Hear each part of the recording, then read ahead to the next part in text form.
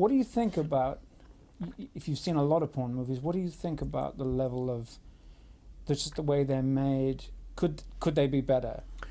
Oh yeah, I mean, God, there's so much to talk about here because porno movies, they could be a genre. Yeah. You know, and they should be a genre. I think so. You know, like, let me put you this way. There's a whole series of John Holmes movies, and they're called like the Johnny Wad, and it was this character he created where he was this sort of suave, sophisticated detective. It's a lot like the Brock Landers stuff that Dirk Diggler creates. It's sort of all modeled after that.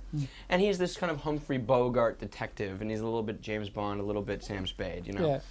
And just think about that structure. They're essentially murder mysteries, right? Right.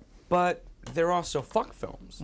So you're on the hook in this sort of it's just pure story, and you're just pure what's going to happen next. I want to see you fuck. I want to see him defuse the bomb. It's exciting. It's like well made. Well, they don't really pull. They pull that off because they're actually sexy because they're on film, and certainly just it helps that the girls are. At least a natural, you know what I mean? If you're looking at it as a pure sort of hormone boy way, you're like, you know, my hormones go towards like, oh, she's pretty, and no, she doesn't have huge, enormous fake tits and this flat washboard stomach that somehow doesn't feel real to me. It's like watching science fiction. I mean, it's a sci-fi movie at that point, you know.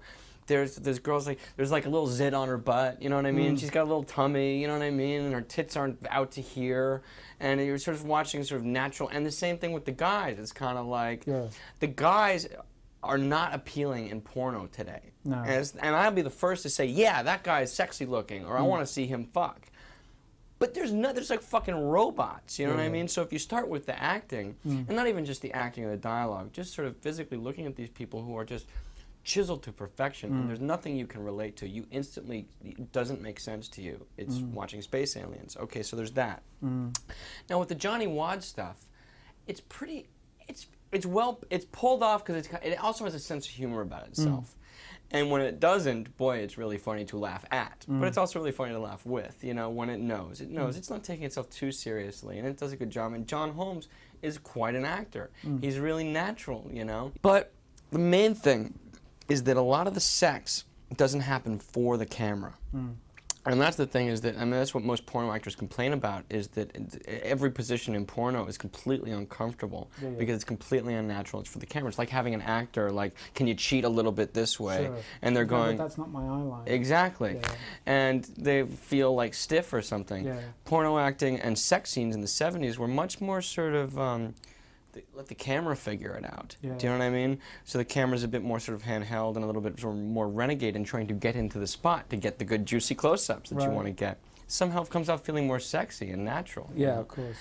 But nowadays, you rent a porno movie and it's just, they're in sort of contortions and positions that are clearly guided towards the camera. But you can't, they don't make a fucking bit of sense, or, and don't come off as sexual in any way, you know?